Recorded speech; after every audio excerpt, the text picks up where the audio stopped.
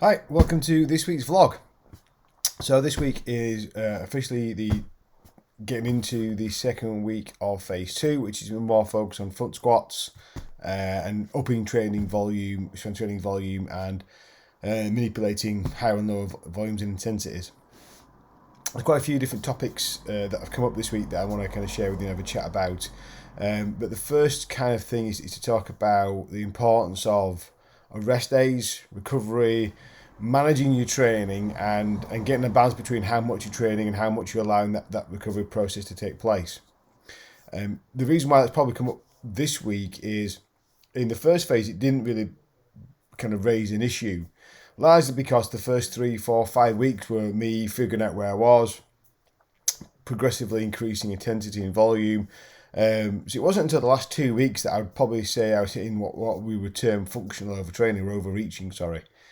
Because it wasn't really hitting the nervous system, wasn't really kind of having a massive effect on kind of my ability to recover and then regenerate and go again. But the last 2 weeks, I probably found a sweet spot where I was training quite hard. And obviously last week was the first week in the new phase. It's probably into 3 or 4 weeks of overreaching. And this week is probably highlighted that was enough for me. And I'll go into some details about how I'm going to deal with that and the effects it's had on my training this week. So just kind of bring into the training program, which is going on this time around. So there's 2 basic programs, a squat press day and a pull kind of row day. And that looked like 3 days of squat and press day and 2 days of pull and row day. 2 heavy squat days, 1 heavy pull day, and then 2 light days of each. So that was the weekly schedule. And I'm just going to bring it up so people can see that if that's in there. So on the light days, I've highlighted in yellow because I'm trying to target maintaining intensity and a reduced volume. So rather than reducing volume and intensity, which probably wouldn't have had much of an effect, that is to reduce the volume but maintain your intensity. So that's the kind of the plan for that. So how do I then try to manipulate that so I still get to train all the time and I don't bear myself and just basically crush myself from training so I kind of don't get to keep on progressing? So I've gone with a weekly undulating periodization approach, and that graph there shows how I've tried to do that. So it's a week up, week down. So yes, there are loads of different ways of manipulating training weeks and cycles and so on. So I've gone with this for now. Is it the right way? Is it the perfect way? Is it the only way? No. It's just the way I think it might work for me. I've never done this before myself, so it's a good opportunity to dig into something new and have a go. So the way I've organised it is a heavy week, then a light week, a heavy week, then a light week. On the left-hand side of that graph there, what I've tried to demonstrate is how I've worked out what a heavy week is and what a light week is by the total number of sets per week of any exercise. And it's a fairly rough measure. It's not an exact measure by any stretch of the imagination. And the comment I would always give to somebody else if they're critiquing this would be, well, one set of front squats at 100% 10 RM is not the same as one set of curls at 50% of 10 RM. They're completely different kind of effects, but you have to find some way, and that's the way I've gone with. And if there's a better way, then please do let me know. So that's the kind of up, down, up, down, up, down approach that we're going with, the weekly undulating periodization approach. How do I get to what that looks like in terms of what I do on a weekly basis? So I'll try and bring this up again so those people can see. So at the top there, we've got a heavy week. So we've got 3 heavy sessions, as I mentioned at the beginning, 2 heavy squat days and a heavy pull day and a light session of each. On the lighter week, it is just 4 sessions per week. So we've dropped a whole session. That's where a big part of the volume comes in. And we've gone with 2 light squat days and 2 light pull days. So it's really, really back down. But again, everything's at 80 to 100% of 10 RM. So we're still not going up into the 90, 100% of 1 RM. So we're still relatively low intensity into the grand scheme of things. But that's how I've manipulated it. So that's last week was the top week. And now I'm on to this week is the bottom week. So that's my plan for the next 8 weeks, up, down, up, down, up, down, and hopefully that will allow me to keep on progressing the way I have been, which has been pleasing to see so far. So why really has it been the topic for this week, and why has it been an issue this week more than 2 or 3 weeks ago? So What I've got here is my peak power graph, peak power per kilo, so it's relative power. I'll just bring this up again and describe why I'm showing you this. So it's a bit squiggly, and that means that what that shows you is power is quite unreliable as a metric. It goes up and it goes down, and we often use this to measure fatigue.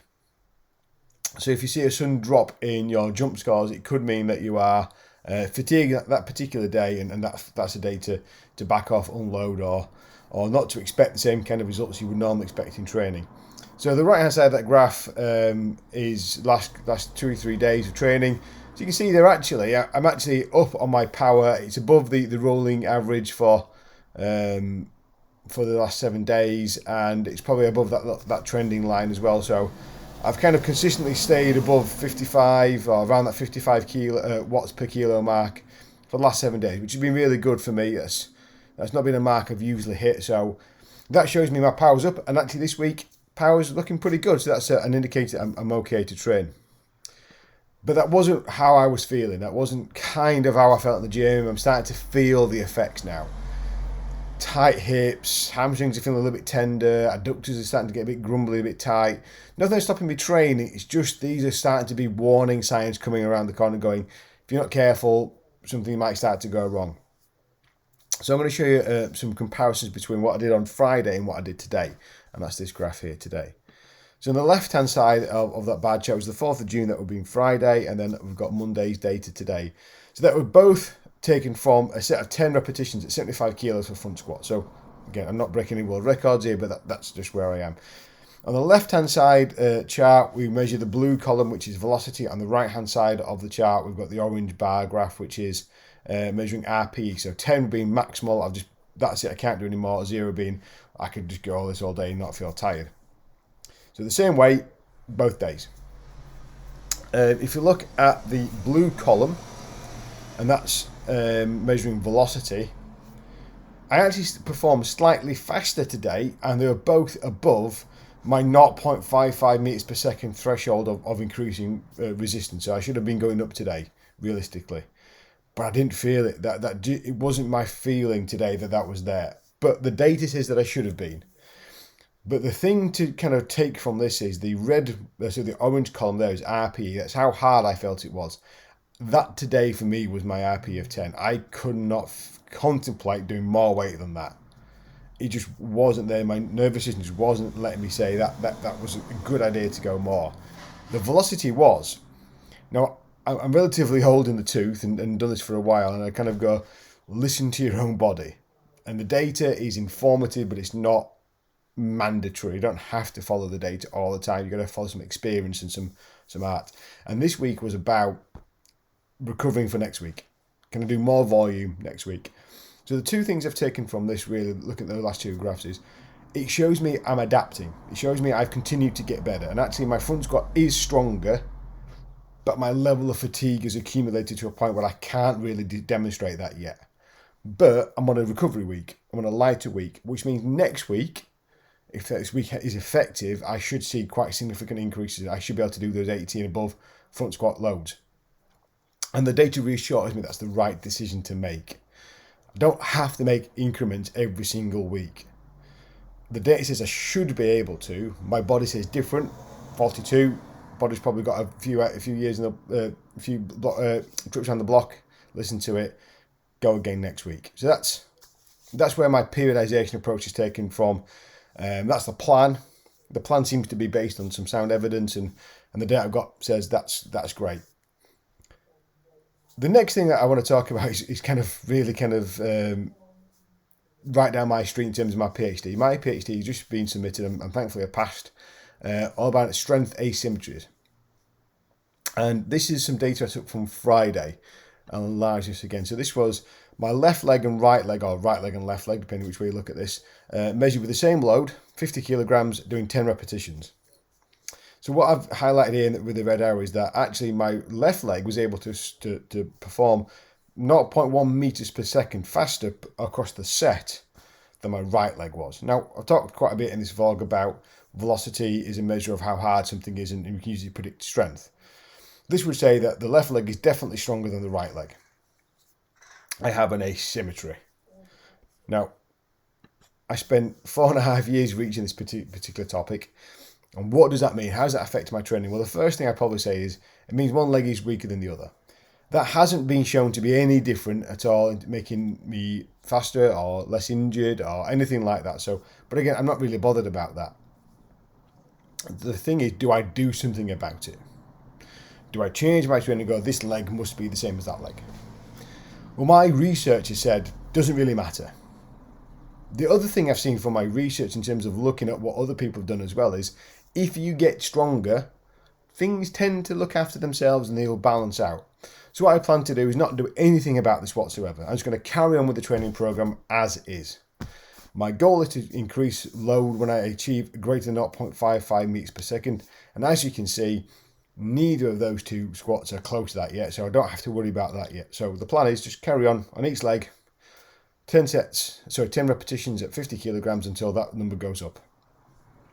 And hopefully what we'll see is the right leg will adapt faster and it will calibrate. But I'm not really getting concerned. There's nothing yet that says, well, we need to do something about this. And what hopefully means is that my overall squat will go up if I achieve symmetry, because the left leg is strong, right leg isn't as strong, according to this. And we might then see if the right leg catches up, it has an automatic effect on increasing my total squat length because both legs are able to produce the same amount of force. And again, we don't even know if that means I see the same pattern emerging during a back squat. We haven't done that work. That research hasn't been done. Just if you're asymmetrical in the split squat, are you also asymmetrical in the back squat?